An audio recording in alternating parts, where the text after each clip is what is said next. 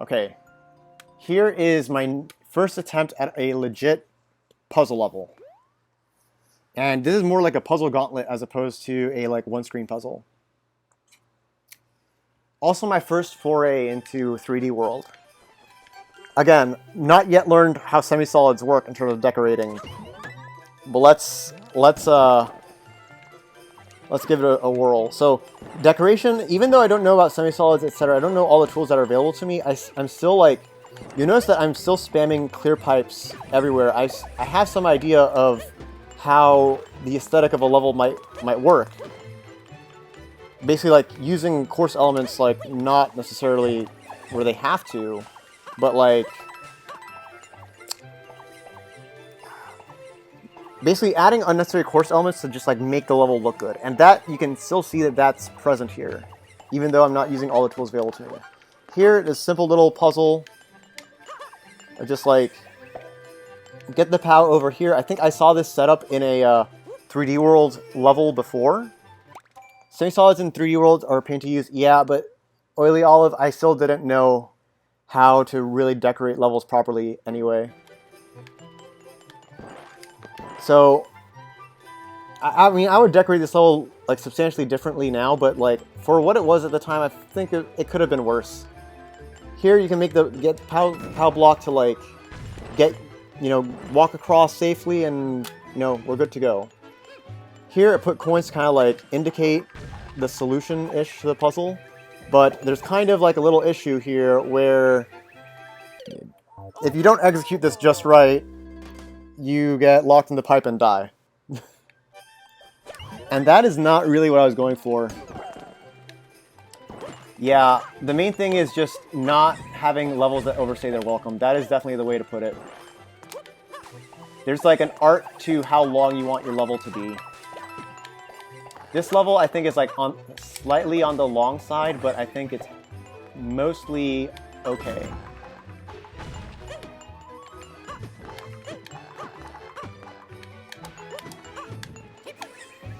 There we go. Awesome. In theory, I should not be able to go backwards, but whatever. So here is an example of just because you have an idea for a setup doesn't mean it should appear in your level. So the idea here is that you can use these clear pipes to kind of like dodge the thwomps and make progress. And it's a cool idea, but it can also be somewhat aggravating to actually execute. And the setup is still not cheese-proof.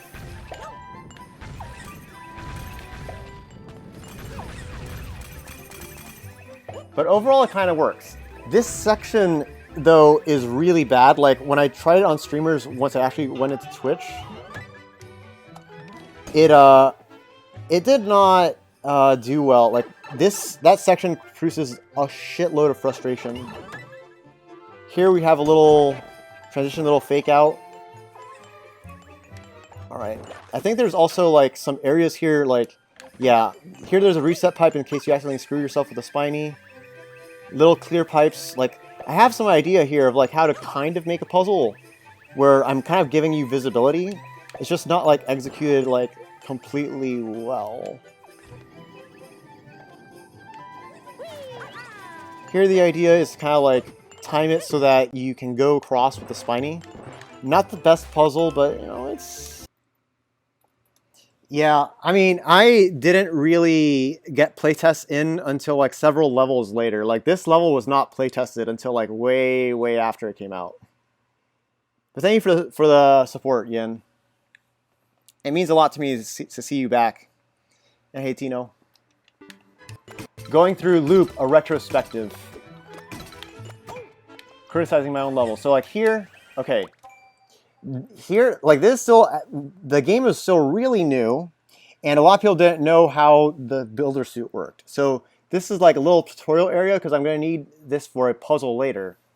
And so here, this little section with the ice blocks shows you, hey, you can use the hammer to break these blocks. So now you're forced to learn this. And here, okay, this is supposed to force you to learn. You need to know how to make crates in order to get past this. All right, so you need to know that you can make crates to, like, walk in this pipe. Alright, and now you can walk in. However, some people, they don't get it. And so, there you see my giant comment there, and stuck. Someone was like, I can't progress here because they didn't know the controls here early on in the game, and that kind of made me feel bad. I mean, at this point, at this stage of the game, you wouldn't really have to do something like that. It's kind of like assumed you kind of like know those basic controls. But I still think design-wise, it was like pretty solid of an idea to put that there, because if you don't know how to use crates and you get to this puzzle that requires you to be able to throw out crates, then you'll really be confused. You'll be like, there's all sorts of ways to be able to do this, but there's no like confirmation. Like, if you don't know how to use crates, you're fundamentally not going to be able to really approach this puzzle. And I really don't like when it feels like unfair. Like you don't actually have the knowledge required to beat the puzzle, and I don't want that to be part of the puzzle. I want this puzzle to be like, figure out how to use the mechanics to beat the level. Here's a cool little like automatic setup to dole out hammers. So here's like the last puzzle room, and this puzzle room is like gigantic. There's I would say that's the biggest shortcoming this section, which is it's so big. I needed to put a bunch of like mechanics. Like here's a door that just lets you like peek and see around, and even with that, it's just so large. It's kind of like unmanageable. It takes a lot of exploring in this area just to like kind of understand where all the pieces are. The other main thing is the first main step of this section is to use this. Wait, why is that not happening? Okay, there we go. If you throw the crates, then they make a stairwell kind of automatically if they're spaced a little bit. The main issue is that a lot of people, they don't realize that, so they just try to like very jankily like drop crates onto the twister manually, which is really very, very frustrating. And I intended for that not to be the solution, but here we are. Now, what I want the solution for here to be is, you know, you throw that crate there, or you throw the crate and, you know, the track block kind of like takes the crate to where its next part is. So you can solve it, and it's like kind of similar setup to before. And it's like, oh, cool. This section is totally feasible. Unfortunately.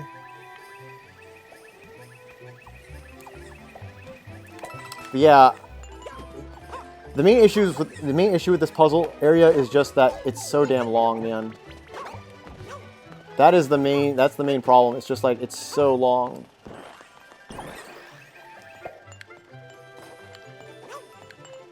At least there's like forgiveness here, like built in.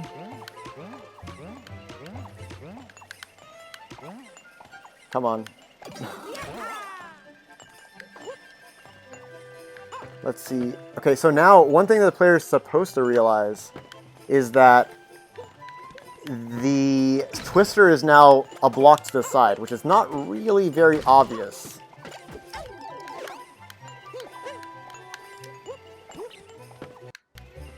And what that does is that now when you try to make an automatic staircase again, I mean, it's supposed to be like, you know, if you got the staircase right the first time, then it'd be a little bit easier. Why is it so janky? Then this part is not that tough, relatively speaking. Let me see if I can remember how to do this.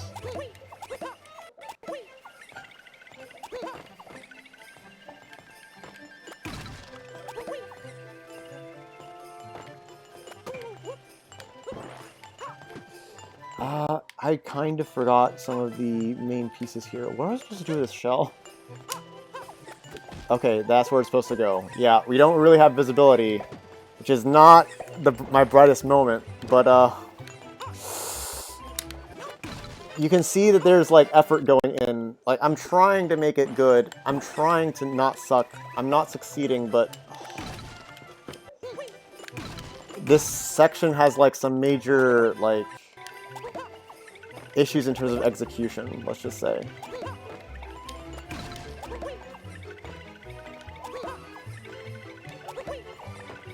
kind of have to throw it in a certain way so that they kind of like make the staircase.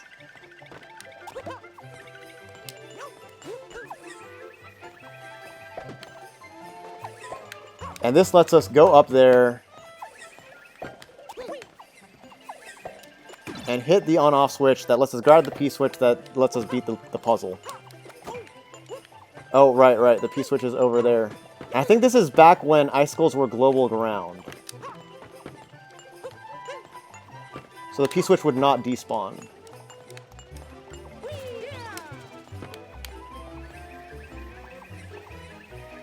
There. Oh, no, I have a pipe there.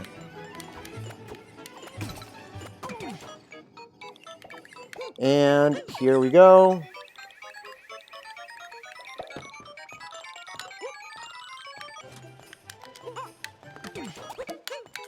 If I time out, I'm just gonna like end the level, end this one. This level, yeah, it's kind of annoying. That's the best way I would describe it, Tino. It's got some ideas. Again, like the main difference between someone who's a good maker and a bad maker is not so much the ideas. The ideas can be like, anyone can have a good gameplay idea. The main difference is in the execution. Like being able to like turn an idea, like basically get the most mileage out of that idea is the way I'd describe it. The way that I executed on that in that level was kind of shitty. Like it was kind of obnoxious. Not gonna lie. Or a boo. All right, this is a level with a little bit of lore. This is after. Okay, so this is 9 clear. This level is not good. Like the main problem with this level is that it's very long and difficult, that's not a good combination of things to have, which makes this level like kind of obnoxious. Because like if you fuck up once, the whole level is like you're done. And I thought, you know, it's all right. I want this to be a tough level. That's not okay. Especially when it's long in part just because it's very hard. And I couldn't put checkpoints, so like, I'm like, you know, I just can't put a checkpoint. Don't do that. That is part of why this level is really bad. You're going to see why this level is kind of annoying. But this level follows the Ugandan Air Force pilot Mutumbo Mabike, who is a big dude. He has to go kill all the Goomba scum.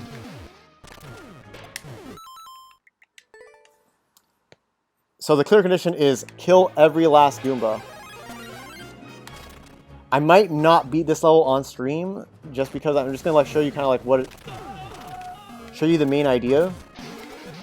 Again, I've still not learned how to use semi-solids, etc. to decorate levels yet.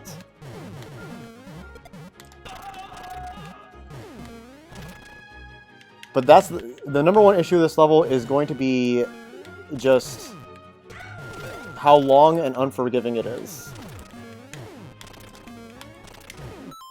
Especially with like, if you're not that good at using Big Mario and like kind of rationing your jumps everywhere, this is going to get real annoying real fast.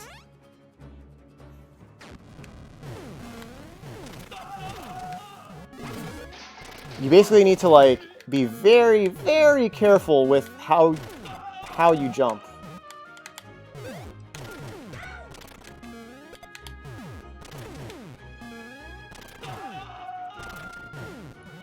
You have to like really ration your blocks. I at least put in some level of forgiveness with the Shelmet, but not sure if it was really enough.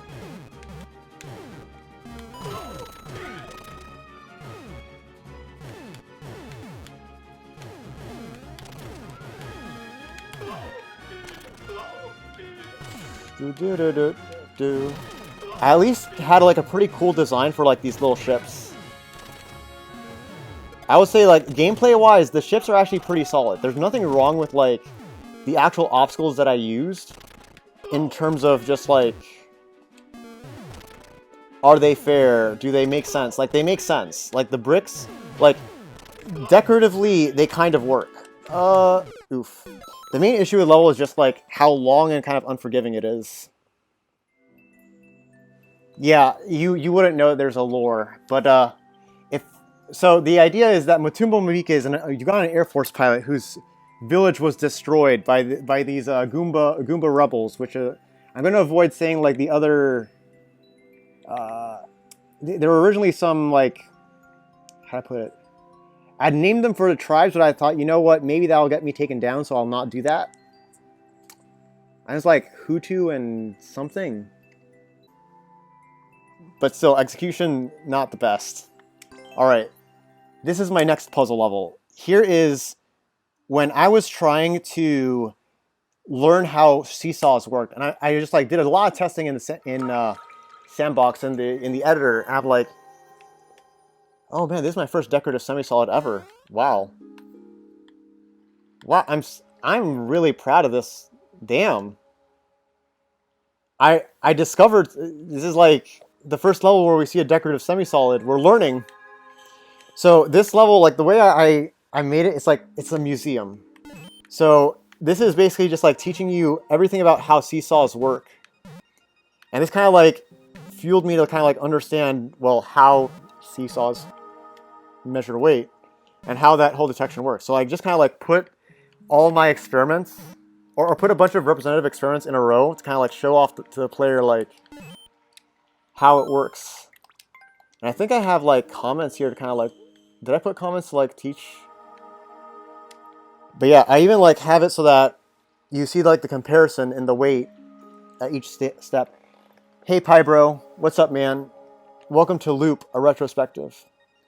Here, this little experiment shows you, oh look, all of these weigh 1 Goomba. They're all 1 unit.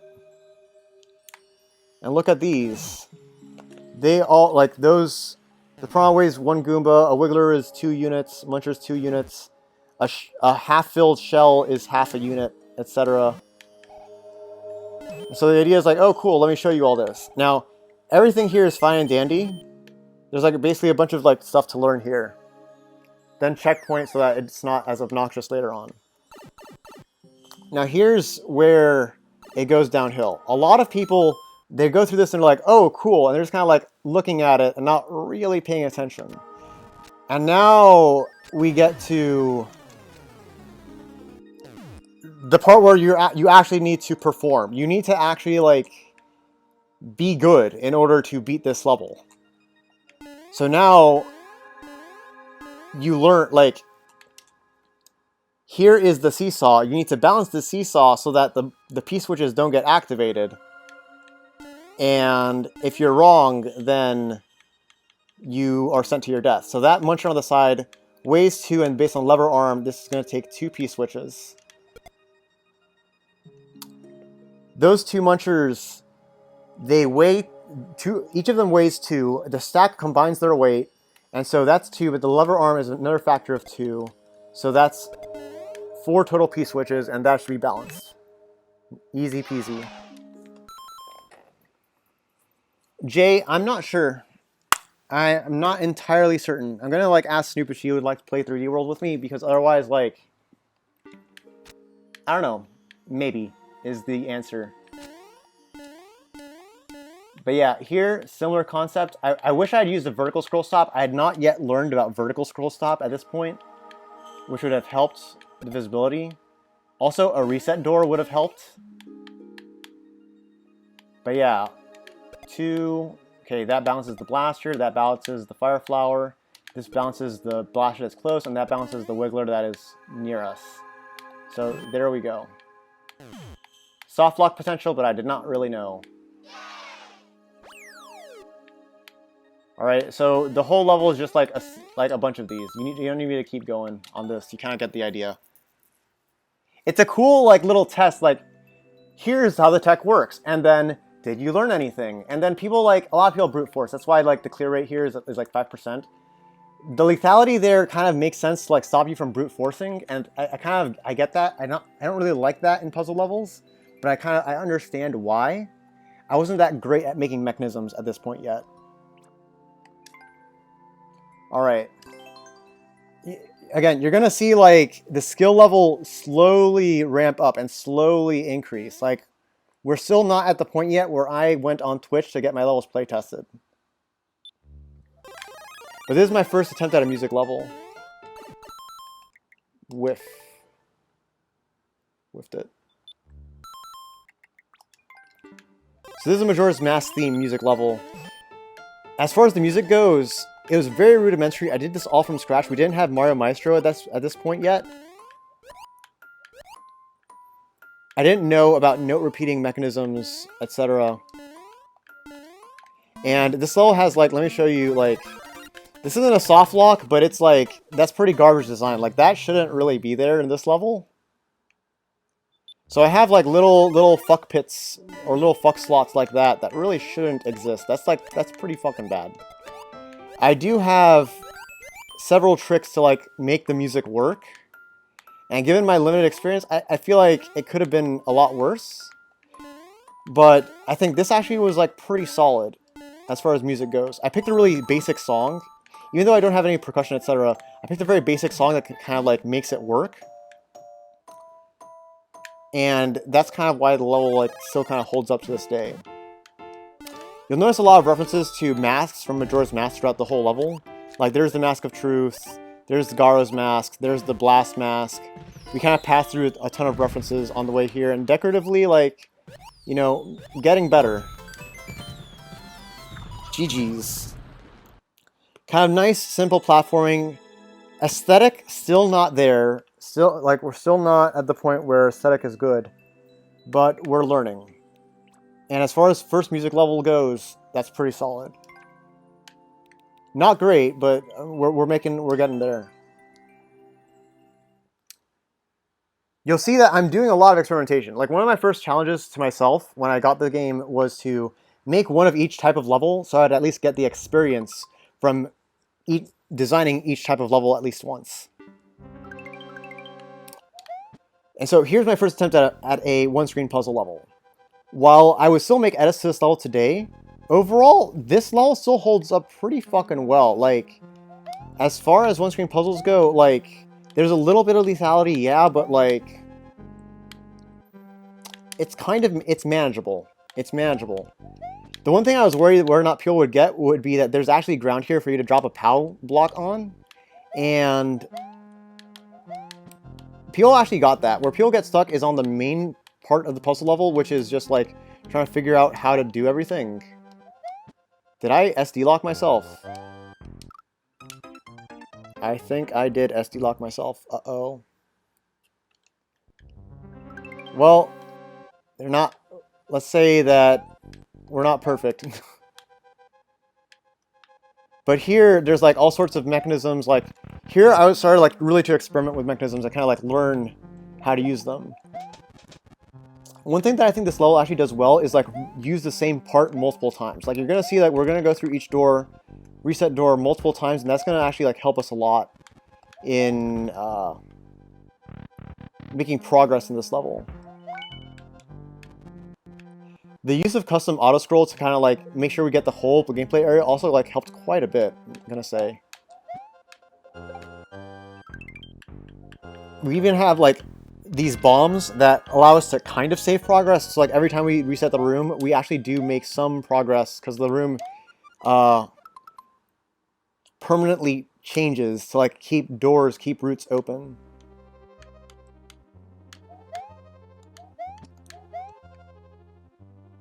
However, there is some SD lock potential in this level.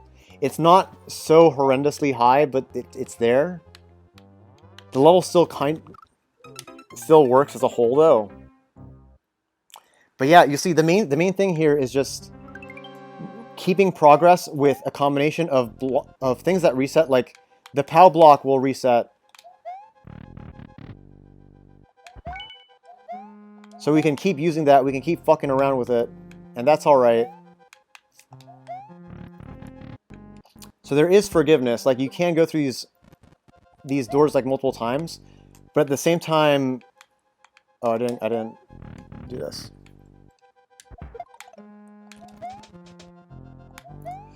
But at the same time, there's some level of forgiveness. There's, like... How to put this? Oof. Whatever. There's a little bit of jank in it. But the level kind of, like, keeps progress. So with those hard blocks, you never get sent back.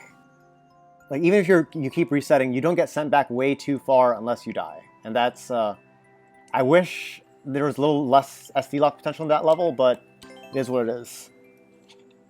Here, I think we're getting to the end of like the real Garbo levels.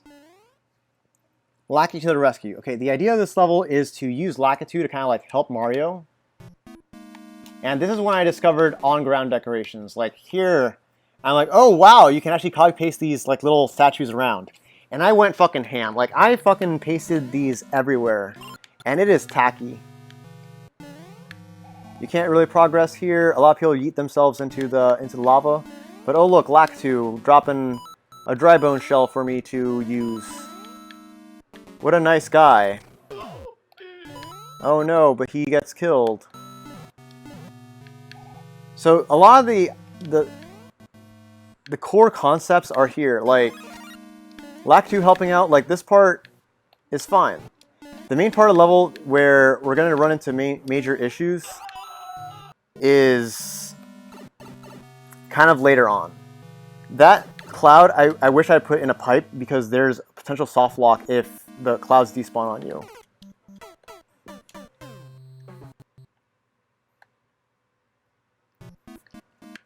Oof. Okay. We're going to try this, like, I think one more time before moving on. We don't have to, like, play level all the way to completion to, like, get an idea behind it, but I want to at least show off some of it. Come on, buddy. Come on. You can SD lock yourself by kind of, like, losing your dry bone shell, which I don't really like, but it's a thing. Here you also see, like, I finally learned, oh look, I can use these as decorations, like mushroom platform stalks as pillars. And it works. It works. This area is a little bit jank because, like, if the Goomba drops on the other side, it can, like, you basically need a lot of Goombas to, like, go on one side so that the seesaw gets taken. Shitty indicator to get on the Lakitu. It's kind of hard to get onto him, so that makes this maneuver kind of annoying. The main shitty part, which it kind of came later, is a section that I'm not sure if it's like really worth going into. It's like this level's not the most fun. Here you kind of like ride a cloud while the cloud is like running out, and you try to like get Lakitu to do the thing now quickly, and kind of like go between the clouds, dodging some fireballs, etc. etc. And then like you get here. This is the main part of the level that like really kills me. Basically, what you have to do is Lakitu's going to throw a shell that you can like mount.